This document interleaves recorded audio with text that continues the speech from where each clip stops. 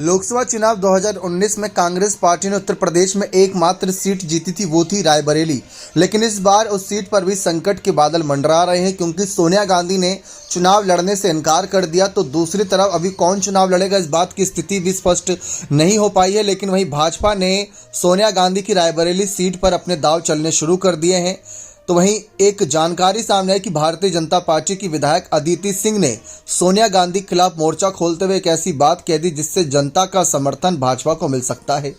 जानकारी दे दे, फिलहाल कयास लग रहे हैं कि सोनिया गांधी अगर इस सीट से चुनावी मैदान में नहीं उतरेंगी, जो कि उन्होंने ऐलान कर दिया है, तो उनकी जगह पर उनकी बेटी प्रियंका गांधी वाड्रा या पार्टी किसी सीनियर नेता को जिम्मेदारी दी जा सकती है। खासकर प्रियंका गांधी वाड्रा का ही नाम है, क्योंकि ये पार्टी की एक ऐसी सीट है जो गांधी परिवार की विरासत के तौर पर रही है।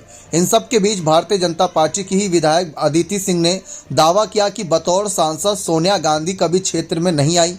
समाचार एजेंसी पीटीआई के अनुसार अदिति सिंह ने कहा कि लोग गांधी परिवार से त्रस्त हो गए हैं। साथ ही साथ उन्होंने कहा कि सोनिया गांधी एक बार भी रायबरेली नहीं आई जब सांसद बनी थी पिछली बार। इसके अलावा बीजेपी नेता ने कांग्रेस नेता राहुल गांधी की शक्ति वाली टिप्पणी पर प्रतिक्रिया दी।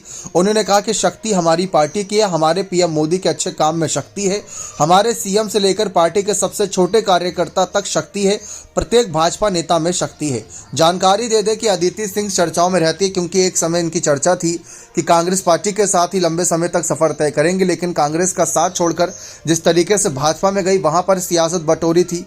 फिर अदिति सिंह को अगर हम देखें तो इनको फिर विधानसभा भेजा गया, जो कि वो भी काफ़ी ज़्यादा चर्चाओं में था, क्योंकि रायबरेली निर्वाचन क्षेत्र से इनको विधानसभा भेजा गया था।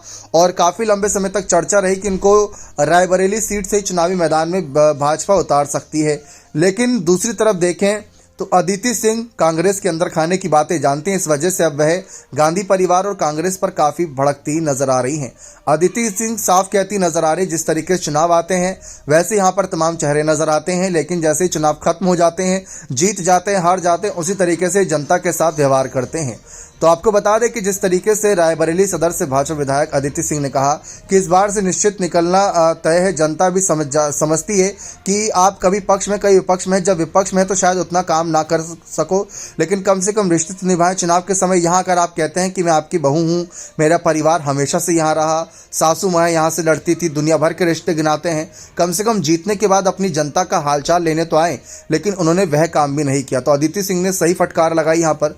अदिति सिंह ने आगे कहा कि निश्चित रूप से अमेठी में भी लोग देख रहे हैं कि सांसद स्मृति ईरानी ने वहां कितना काम कराया, डबल इंजन सरकार का पूरा लाभ मिला। शायद यही कारण है कि कामों से जनता प्रभावित है। और एमएलए राकेश प्रताप सिंह वहां बीजेपी के पार्टी में लगातार चले आए हैं। अमेठी के बगल स्थित रायबरेली के लोग भी देख रहे हैं कि अमेठी में कितना काम हो रहा है। वह भी सोच रहे हैं कि अगर भाजपा के सांसद होते तो कितना काम होता। तो इस तरीके से रायबरेली को भी अपना गढ़ बनाने के लिए यहाँ पर पार्टी ने चुनावी कमान संभाल ली है। जानकारी दे दे कि बहुजन समाज पार्टी भी इस बार इस सीट पर अपना कैंडिडेट उतारेगी। लेकिन फिलहाल भाजपा का कौन कैंडिडेट होगा, क्या अदिति सिंह को ही आगे किया जाएगा या किसी और चेहरे पर दाव लगाया जाएगा, ये देखना दिलचस्प रहेगा। बने रहे चैनल के साथ। बहुत बहुत धन्यवाद।